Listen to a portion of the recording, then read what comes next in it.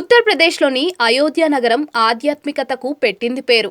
దశాబ్దాల తరబడి సాగుతున్న ఘర్షణ చల్లబడి అక్కడ హిందువుల దైవం శ్రీరాముడి భవ్యరామ మందిర నిర్మాణం జరుగుతోంది.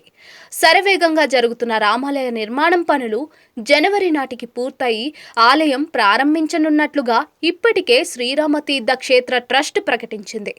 దీంతో ఇప్పటికే శతాబ్దాల చరిత్ర కలిగి ఉన్న అయోధ్య నగరం ఖ్యాతి దేశ విదేశాలకు విస్తరించనుంది. ఈ నేపథ్యంలోనే దేశంలోనే మరో కొత్త పర్యాటక ఆధ్యాత్మిక శోభను సంతరించుకోనుంది. ఇలాంటి పవిత్ర స్థలంలో ఓ సోషల్ మీడియా ఇన్ఫ్లుయెన్సర్ చేసిన పని తీవ్ర విమర్శలకు తావిస్తోంది. అయోధ్యలోని సరయూ నదిలో ఓ మహిళ రీల్ చేసి ప్రస్తుతం నెటిజన్ల నుంచి తీవ్ర ట్రోల్స్ విమర్శలకు గురవుతోంది.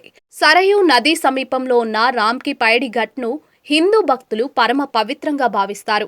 ఎంతో మంది భక్తులు ఇక్కడ పుణ్యస్నానాలు ఆచరిస్తూ ఉంటారు. అయితే అలాంటి పవిత్రమైన ప్రాంతంలో అభ్యంతరకరంగా డాన్స్ చేయడాన్ని సహించలేక కొందరు ఆమెపై చర్యలు తీసుకోవాలని అధికారులు పోలీసులను కోరారు. జీవన్ మే జానే జానా అనే పాటకు డాన్స్ చేసింది. ఇక ఆ వీడియోను కాస్త ఫేమస్ అయ్యేందుకు సోషల్ మీడియాలో పోస్ట్ చేసింది. అయితే ఆ వీడియో వైరల్గా మారడంతో నెటిజన్లు భక్తులు తీవ్ర ఆగ్రహం వ్యక్తం చేస్తున్నారు. పవిత్రమైన ప్రదేశంలో ఇలాంటి చర్యలకు పాల్పడడమేంటని తీవ్రంగా మండిపడుతున్నారు.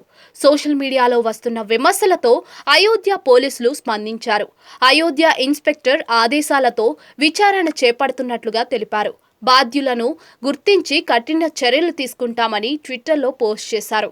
అయితే గతంలోనూ ఇలాంటి ఘటన ఒకటి చోటు చేసుకోవడంతో తీవ్ర చర్చనీయాంశంగా మారింది. కొన్ని నెలల క్రితం సరయూ నదిలో ఓ బాలిక డాన్స్ చేస్తున్న వీడియో వైరల్గా మారడంతో తీవ్ర విమర్శలు వెల్లువెత్తాయి. దీంతో రంగంలోకి దిగిన అయోధ్య పోలీసులు వెంటనే స్పందించి చర్యలు తీసుకున్నారు.